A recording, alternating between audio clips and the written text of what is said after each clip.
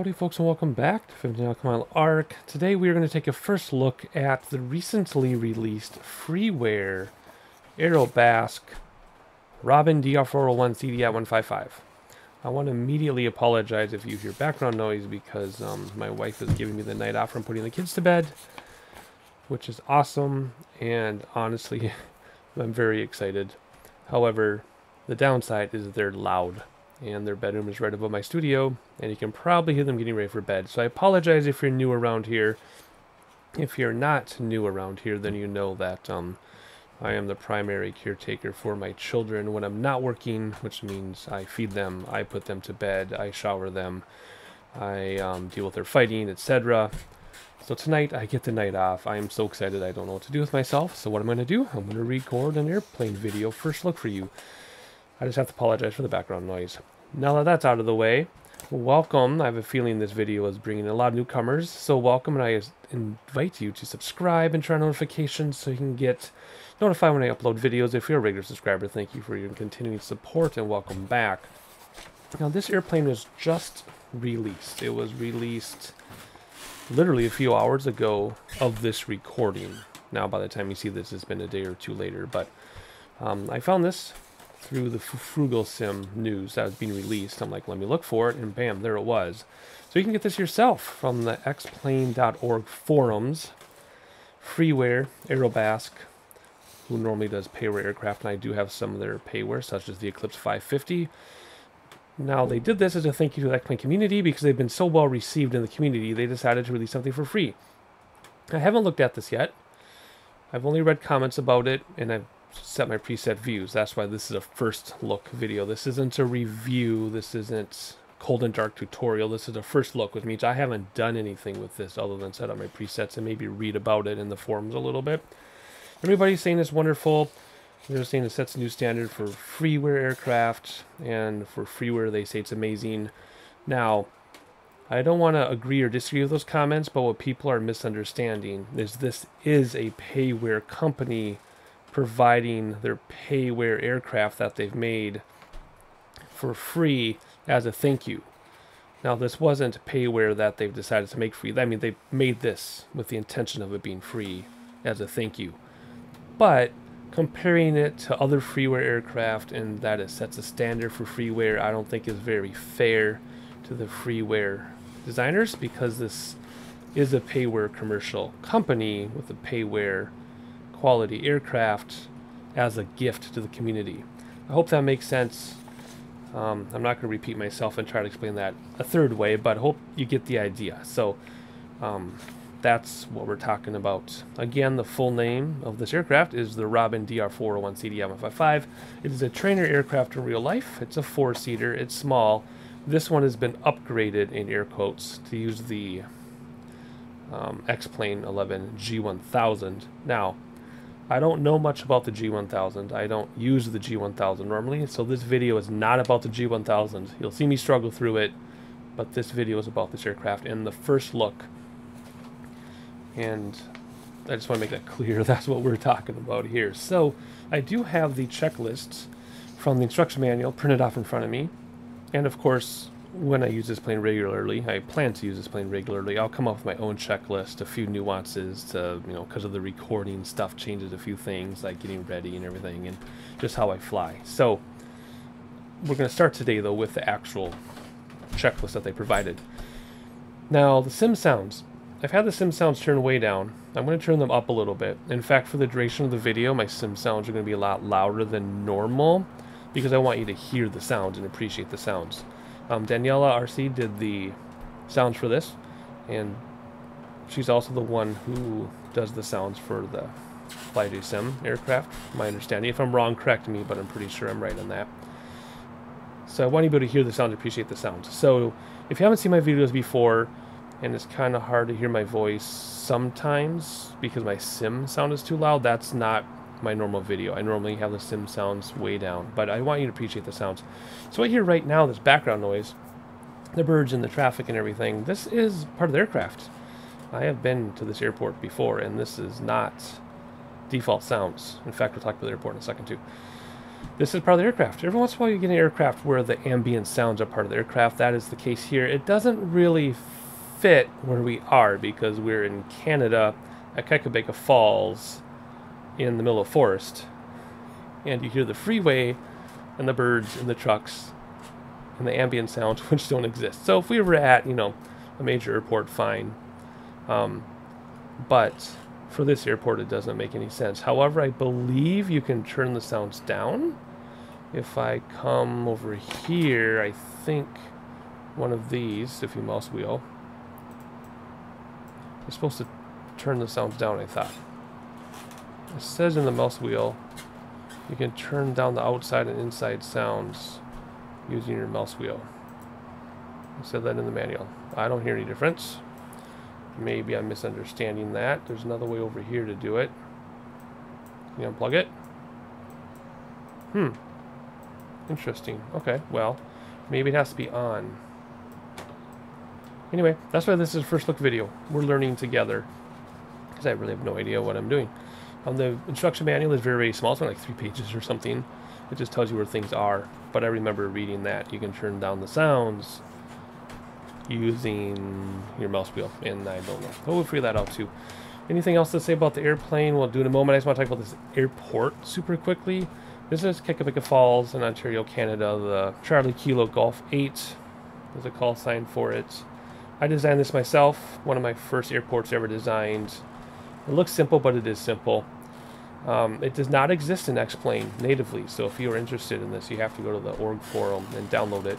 My username there is sonatainfsharp, all lowercase, because I started the forums years before I started a YouTube channel. Anyway, so I've noticed a few things in the updates of X-Plane that have changed a few things in my original model. Some things are missing. A lot of things are missing, actually.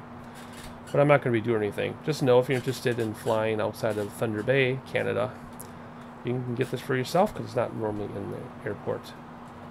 I decided to choose this for today's flight because it's a beautiful area. My wife and I are actually going to be driving by this airport in a couple weeks. We're going to go on vacation. We get 4 days to ourselves. It'll be our first vacation with all children in 10 years.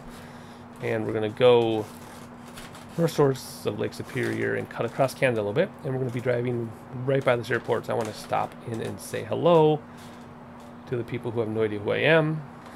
And then I'll tell them I modeled their airport for X-Plane and they'll look at me funny. But anyway, that's the story behind the airport. This video is supposed to be about the airplane. So let's talk about the airplane.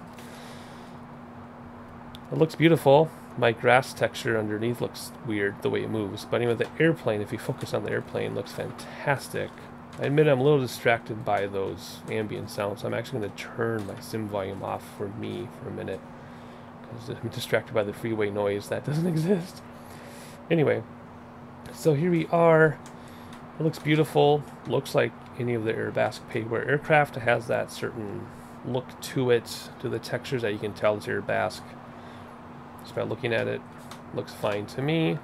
Things move like they're supposed to. Nothing strange there. Otherwise, I think it's time to hop inside and get this thing fired up and go for a spin. This was supposed to be a very, very quick video. It's already longer than I thought the entire video was going to be. So here we go. Pre-flight canopy closed and locked. So let's do that. Okay, it gets quieter. Okay, good. Let me turn my sim volume back up.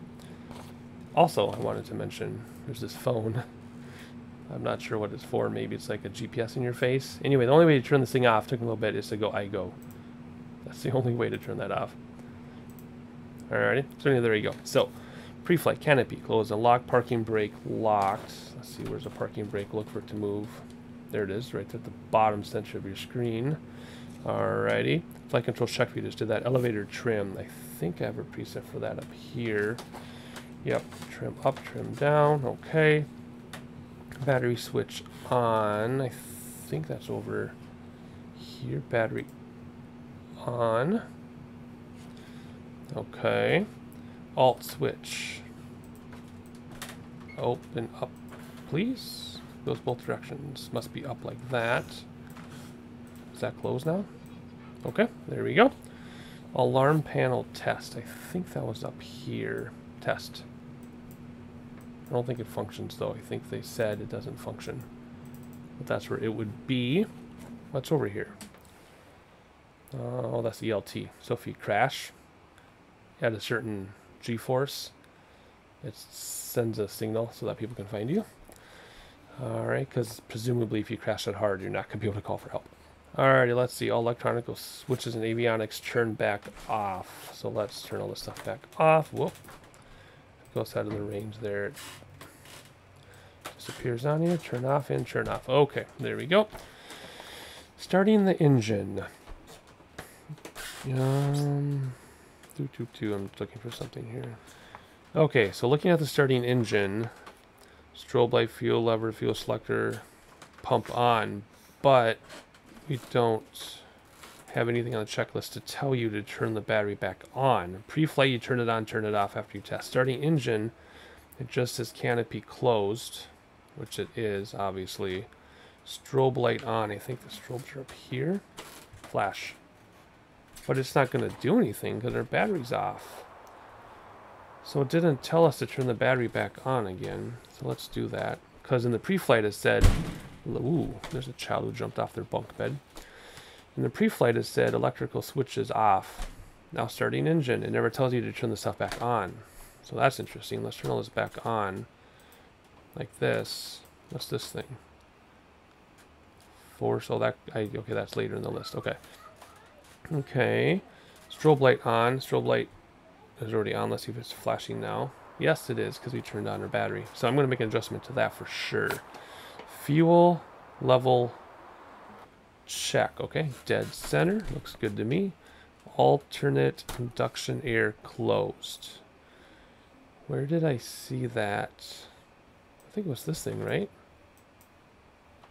No, that's my altimeter or something, because that's manually changing. No, that's like my altimeter. We got it. Okay, we'll look at that in a minute. Here you go. Alternate air. Right here. Open. Closed. Alright. Electric pump on. Is that what this is? I looked at the manual and I already forgot what all the little icons mean. I don't see anything about pumps here. What's this? Did you click on that? Oh, those are flaps. Whoops, those are flaps. There's a little flap icon. I think that means like pump. What's this, headlights? Oh, landing lights and taxi lights probably. Man, I did look at the manual. I don't have it in front of me, but we're learning together, as I already said. Okay. All right, so let's say that's the fuel pump. I'll confirm later. All right, thrust lever idle. Yes. Propeller area clear. Master engine switch on. That was this one. There we go. Preheating, it says. FADEC lights check off. Okay, there we go. FADEC lights are off. Okay. Preheating light, wait until it's off. It's off. Starter on. That must mean that. Okay. Release when engine starts. Oh. Has it started yet? Must be. Nope, things. Okay, I see. Okay, so down here we're looking at. Don't I have to do fuel select? Did I miss fuel select in my checklist? I thought I saw something. Yeah, fuel lever check.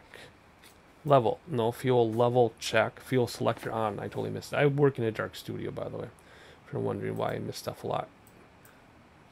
There you go. On. That makes sense. Now let's try this. There we go. Now we're up and running. See on the gauges here. There we go. Very nice. I think I turned down... I don't hear it in my sim volume. I don't hear any engine sounds. Is that what this was? Oh, there we go. So that's engine sound. What was this? Wait. Oh, this is one... Okay, this is one thing. Okay. How about over here? Did that do anything? Oh. What's that? Okay. Now I'm going deaf, so let me turn down my sim volume. I'm making adjustments as I edit for you. That's why it's normal for you, but for me, wow, loud. Okay. Bring that back. Okay. All right, here we go. All right, check oil pressure and RPMs. Where was the RPM gauge in this? I saw it a minute ago. 890. Should be 890, and it is. After 3 seconds, make sure it's, well, we're like 3 minutes later. Okay. Alternator light off, FADEC lights off. Yes, they're off up there. After engine start, electric fuel pump off. Again, I think that's what this is. Yes, right? I think. Okay. FADEC battery tests. Backup tests. Alternator off. Engine must operate normally. Really? Okay. Alternator off. Yes. Off. Battery off for 10 seconds. What? B. Off for minimum 10 seconds. Engine light must operate normally. Yeah, I did something wrong there. Oh, maybe I keep the alternator on. Let's try that again. Alright. So, alternator off. It did operate. Let's turn alternator on and the battery off. There we go. See, it doesn't say turn alternator back on. It just says off, and then it says B, battery off. It doesn't say to turn the stuff back on. You have to be smarter than the manual, I guess. Alright. No, now it says battery on after. See, that's weird. Afterwards it says make sure both are on. Okay. So now that I read the whole thing, it makes sense, but going through it step by step, obviously it didn't make sense of it. Alright, avionics power switch on. There we go. Ooh, nice. Very pretty. Ooh, we have a map over here. Whoops, which one is that? This one. Is that scroll wheel? No. Again, I don't know how to use the G1000s. So if I'm in awe about something and it's not a big deal, I apologize. Ooh, the sounds changed as we backed up. Alright, alternator light off, voltmeter checking green, altimeter set. So I thought that was over here. I don't know, I did something wrong over there. Altimeter 2992. Can I just scroll wheel this stuff? No, see, I'm used to the Eclipse where you can scroll wheel all this stuff. Anyway, I'll figure out how to change that later, even though we don't have to. Well, I do have real world weather turned on. I should click on the airport and see what it is. 29999. 29999. So how do I change that on this thing? Again, I don't know how to use this. G1000s. I don't know, it's been like 5 minutes. I'm not gonna worry about it. I'll learn that. That's not what this video is about. Alright, gyro check, you bet. Okay, taxi lights as required. Is it over here? Nav, it never tells me to turn that on. It didn't tell me to turn on Paitaki either. Let's turn it on anyway. We should have tested this too. It didn't have us test that. I imagine, see, I don't know which one's taxi, which is landing, unless I'll just go outside and look. Okay, that looks like a taxi light. Okay. And then this must be a landing light. Same thing. Let's turn them both on. What happens? We get 2 lights? 2 lights. Okay, so maybe you'll use one for taxiing and both for landing. I have to look at those icons. I don't know. To me, it's headlights and fog lights in a car. Alright, all this auxiliary tank, by the way, you can add a little bit of fuel, by the way, as long as it's empty enough in the main that you can open the auxiliary. Alrighty, back to our list. Lights, parking brakes, test the brakes. Do not exceed 1400 RPM when the ESO is allowed about oil temperature. During taxi, standby compass check. Yeah, there's a standby compass right there. And we're preset for it. Alright, parking brake off. Ooh, okay, it's gonna launch forward. Oh boy, okay, no friction at all. And wow, is that loud. Nice though. Very nice. Okay, so here we go. Let's get a set of flaps down. Anyway, we'll just taxi along here. Pick up a little bit of speed. Let's hop inside. I love those sounds. Amazing. I have almost full right rudder though. Is my yoke doing that funny thing? Nope. I just need a lot of right rudder, I guess. Okay. Let's stay on course here. Very cool. I like the shaking. That is so awesome. Oh, I love that. I haven't seen that before. Alright, come here. Let's not go on the road, because that is literally a road that goes back to the water. Hopefully I'll be able to drive on that road when we drive by this place. Hopefully they'll let me in this far, because that'd be awesome. Alright, here we go. Landing this thing is going to be tough because it's like all weird. See that? It's like weird on the ground. It'd be hard to judge ground. Anyway, here we go. Here we go. Let's line up and stop and parking brake. And what is next on our checklist? Okay. Canopy closed, parking brake set, flight controls free, fuel selector on, of course, because we're on. Fuel quantity verified, trim set for takeoff. Let's see, okay, let's go like that a little bit. Okay. FADEC check, thrust lever, idle, press and hold FADEC test buttons. Was that over here? Or was that? Oh, somewhere over here. Where did I see that FADEC test? Right there. Okay, so A, thrust lever idle. It is. FADEC, press and hold for the entire test. Both lamps should be on. RPM increases. Is this like an automatic run-up? I don't know what this is. If this does not start, vary the thrust warning. Release the button. So I don't know what FADEC is. That must be like a run-up. Right? That's what it sounded like. Alright, anyway, thrust lever idle, engine, voltmeter, check. Yes, flaps full down the back up to takeoff position. Okay, so full down. Back to takeoff. Electric fuel pump on. Again, I'm pretty sure that's what that is. Radios and avionics set. We're not doing any radios or avionics because that would be G1000 stuff, and I don't know how to use this thing. We're just going to do a little VFR flight. Brakes, release, takeoff, flaps, first notch, full power, engine. Check instruments, rotate. 61 knots, climb at 68. Crosswind flaps, ailerons into the wind. We technically do have a crosswind from the left, barely. Alright, 22 knot crosswind capability. Nice. Okay, so take off, rotate at 61 and climb at 68. So here we go. We're going to rotate at 61 and climb at 68. Full power, it said. Alright, there we go. Pitot heating, flaps down. Oh, this is awesome. This is so awesome. Wow, I love this already. 50, 61, rotate. Oh, nice. Climb at 68. So now they're climbing steeper than it says. Fixed gear, of course. And flaps are in already. Let's go up a little bit because 68 is climb. What did that say up there? 1,000. Oh, I thought that was, I don't know what that was. Okay, what do we have here? We're going to try to read the checklist for the very first time while we climb. I know we're climbing at 72 and not 68. Deal with it.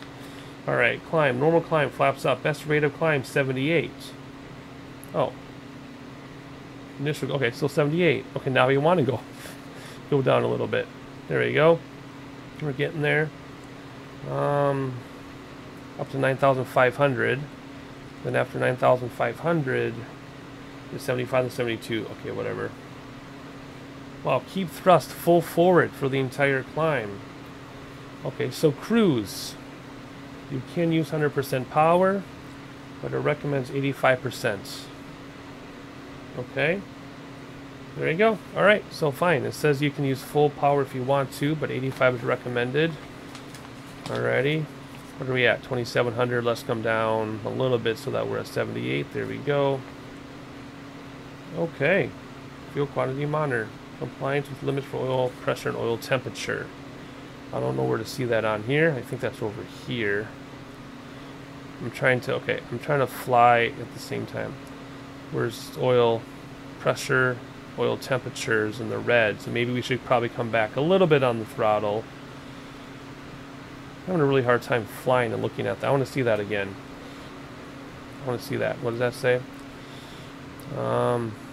Oil temperature. Okay, oil temperature is between red and green. Pressure's in the red. Okay, or in the green. Sorry. All right. So anyway, let's just chill here a little bit and have a look at the scenery for a moment, even though it's not about the scenery. I do some preset views set up. Looks nice. Ooh, the sound changed there. Very cool. I guess we didn't look around the canopy or inside very much, but here you go. Here's your look around. If you want to look around, there it is. We're in the cargo area. All the way up here, we're in the back seat. Alright. Very loud. I love loud aircraft, because I know in real life they're very loud. Alright, let's see here. We're climbing. We're almost at... Can't see that far. 4,600. We're not climbing very much on purpose. I'm kind of just coming down a little bit so we can turn around. So again, it's a trainer aircraft. Let's have a nice steep turn to the left. I love how it flies. It reminds me very much of the Eclipse 550 when it was freeware. And then that became payware. But otherwise, I'm really enjoying this. I would think, don't we turn the fuel pump off at some point? Normally, wouldn't you do that? I mean, this is kind of cool. Very simple. What's that do? I don't know what that is. I probably shouldn't touch things.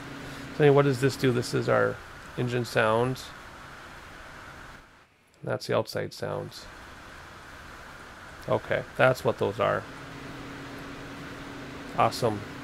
And then if we come down here, what does this thing do? Nothing. Okay. Whatever that, I'm not sure what that stuff is. Well, keep an eye on our gauges here. This is so fun. I just have to learn how to use a G1000 now, I guess, if I'm going to use this aircraft, because I will use this aircraft. I just have to learn how to use the G1000s. Otherwise, what's this stuff do? Nothing. Otherwise, it's very, very, very nice, of course. Oh, there's a flap indicator there, too. Alrighty, well, everything's looking good. We keep climbing and climbing and climbing here. Alright, let's just maintain cruise for a minute. Have a look around. Sorry if it sounds like I'm yelling, but I have the sounds up very loud for this because this is very cool. I am hands-free, by the way. All I did was adjust my throttle to level off. And this is looking good. I don't want to lose sight of the airport. There it is, because I want to be able to land at some point. Awesome. And we're getting through the clouds. Let's just dive out of here a minute. There we go. Alright, so next on the checklist, there's a whole nother page of checklists here. Let's just let that turn on its own while I come back. Alright, so descent, power is required, electric fuel pump on. Yeah, see, I didn't see anywhere where it said to turn the pump off. It just says to turn it back on again. This reminds me of the Just Flight checklist of the Aero 3, and then the Turbo is like, I don't want to call them mistakes in the checklist, but there's like continuity errors or something. So I'll do my own checklist for sure. So throttle, power as needed, fuel pump on, flaps below 92, then 81, trim set on final flaps 81, approach speed 65. Let's bring throttles back so we can descend in a hurry here. Alright, so what is that? Flaps again, 92 and 81. Approach speed 65. It may be increased to 70 to improve maneuverability, but this will increase the landing distance, of course. Short field landing, 63 knots, touchdown. So a final approach 65, approach speed 63 knots. It doesn't say idle or anything, it just says thrust lever to 63 knots. After touchdown, brake heavily, keeping nose up. Yes, of course. That's what I've talked about in other videos with the Cessna. When you touch down, you should be at the right speed so you can keep the yoke all the way back as you roll out your touchdown, so you can keep all the weight off that nose wheel until the very last minute. You let the airplane put the nose wheel down. Yeah, okay. So here we go. Overshoot 67 knots. Alright, so approach at 65, land at 63, Where is our... I keep getting the wrong button for that. Oh my gosh. Okay, here we go. I don't see the airport on there. Because it doesn't exist, I don't know. Anyway, where is our airport? Where did you go? I think we're circling it, aren't we? See, there's water. It's by water. I don't even see any water. Should we... Okay, there's water. Where's the airport? I'm really confused right now. I don't think we're that far off. I guess we have to pull up the... Oh, look at that. You see it? Right there. Of course, we're not going to touch down at this height, but that's where we're going. Okay. So we're going to circle around. We'll do a right traffic pattern. And come in for a landing, I think. Pitot heating. I think we can maybe turn that off. I have to look up the rules for pitot heat, too. I've looked up the rules for carb heat, and I cannot believe the heated arguments there are about carb heat. You would think it would be pretty objective, but people argue about carb heat all the time. I have a feeling they're going to argue about pitot heat too. But then again, you know, we all argue how to drive cars. We argue about how long do you let your car idle in the winter. We argue about how to drive a stick, you know, so I guess that's just like a car. So anyway, I will look up pitot heating on my own. I'm just looking around at this airplane. Oh, we got people with us. Who is that? Is that Joe Tracker and Mr. Aviation 101 together in an airplane? Think that would ever happen?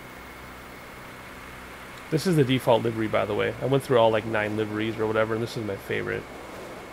I love the sound changes. Listen. I love it.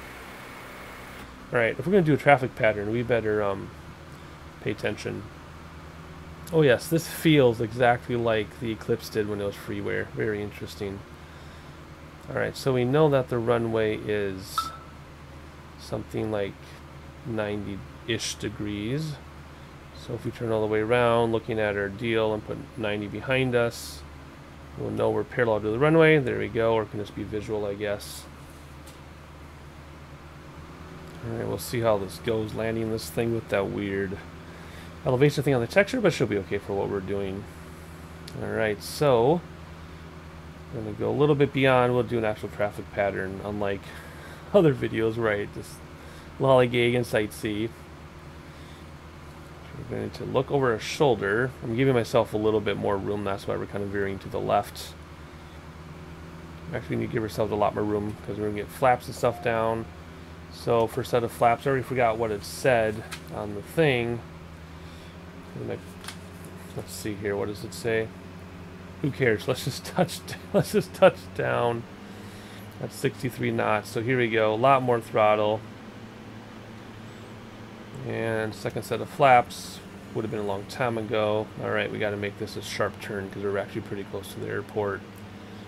So here we go. Nice. All right. And we're going to hit the tops of these trees. Where is this airport? Way over there. Okay. Whoa, that made me really nauseous and dizzy. Oofda. Okay. Here we go. Coming in. Not sure why I'm having a hard time seeing this runway, but here we go.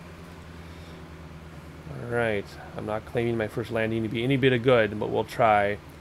Well, we're already below touchdown. Touchdown was 63. And what are we at? 59? Why do we have like a crosswind thing going on when there shouldn't really be a crosswind? Unless the wind's changed. The crosswind should be from the left, not the right. Let's try that again. Let's go around. So it's the 67 to go around.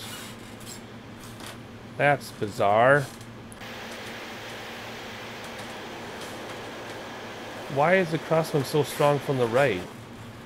I really didn't want to do a crosswind landing my first time landing this thing. Usually when I do a first look at it, ooh, gust. Usually when I do a first look at an aircraft, flaps coming in by the way, I normally will have weather completely off. That way I feel the aircraft. I don't feel like wind and stuff. But it looks like our first landing in this is going to have quite the crosswind. Let's pull up that map. Did the weather update? Let's undo this and redo this. Okay, 200, oh, 200 degrees at 9. I totally said that backwards, didn't I? So 200 degrees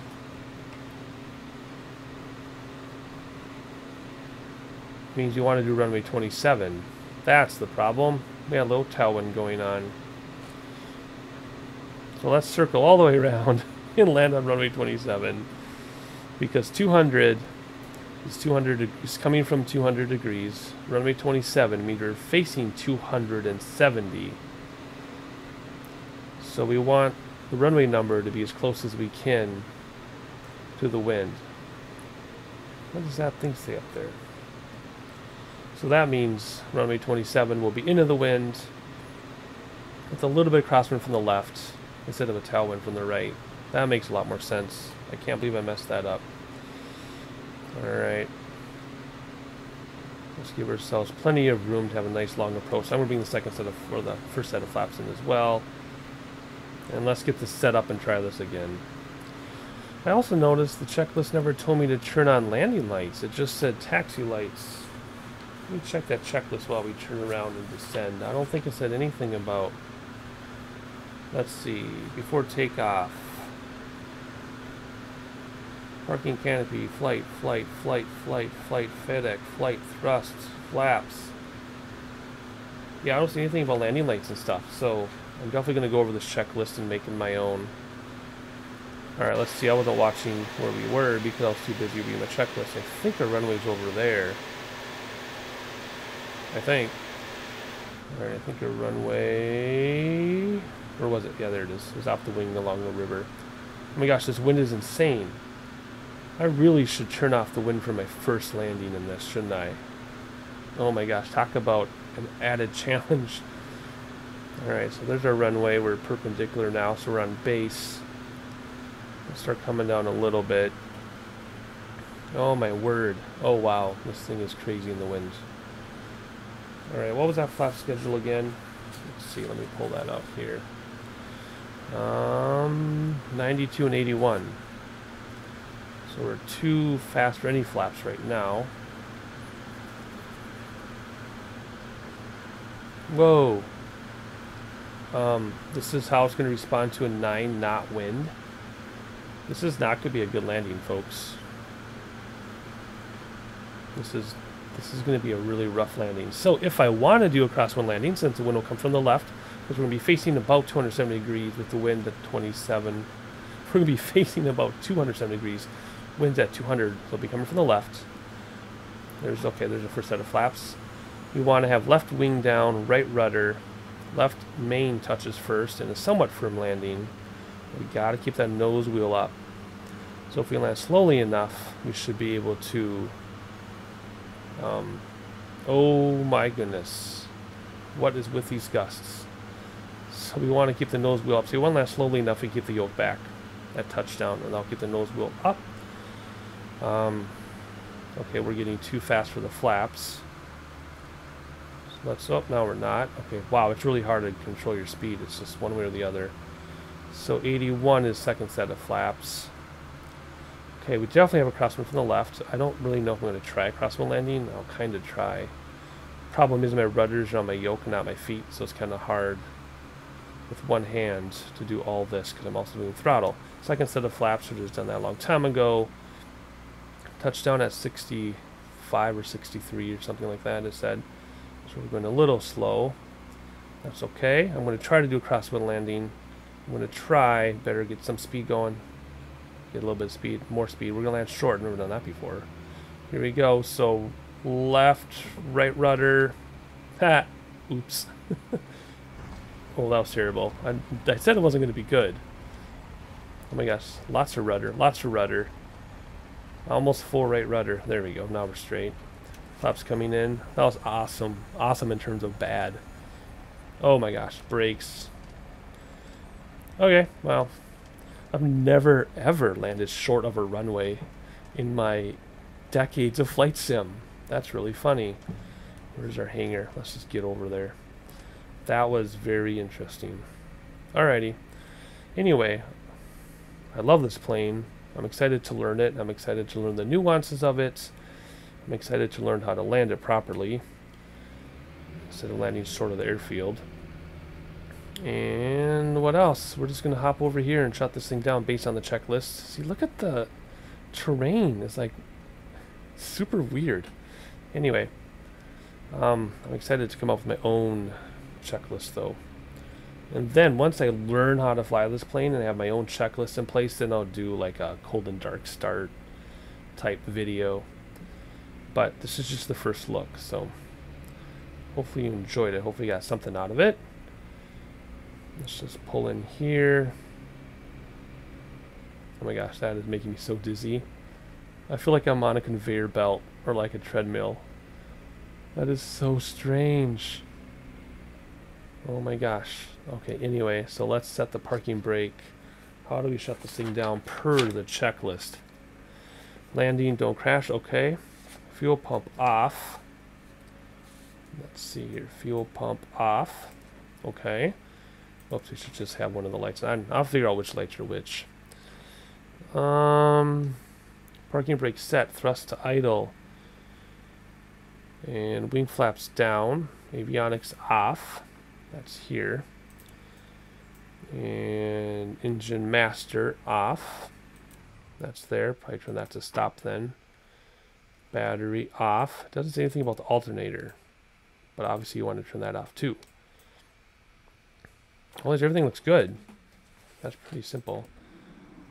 Open that up and we hear the traffic. Again, that doesn't exist.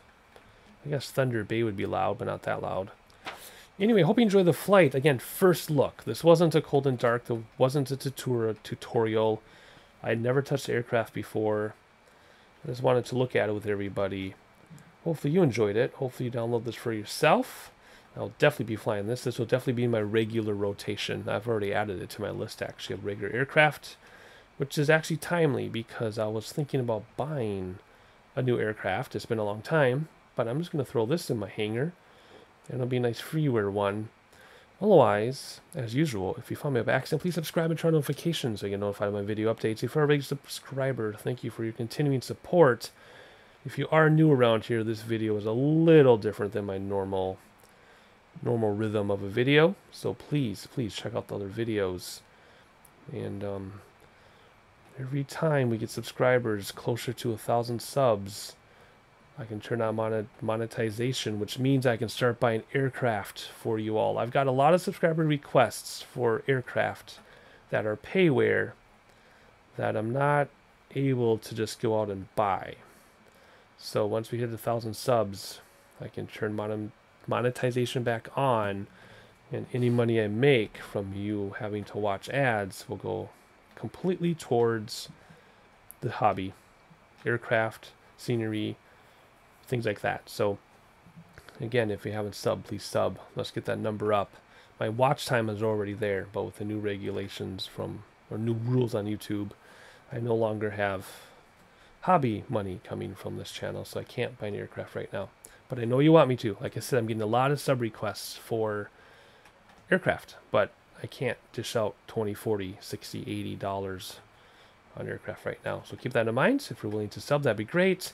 That's the only reason why I ask for subscribers, so I can get up to 1,000 to meet the new rules to work for you all, guys and gals, everybody, folks. I just like to say folks. There's no gender in flight sim. It's for everybody. So there you go.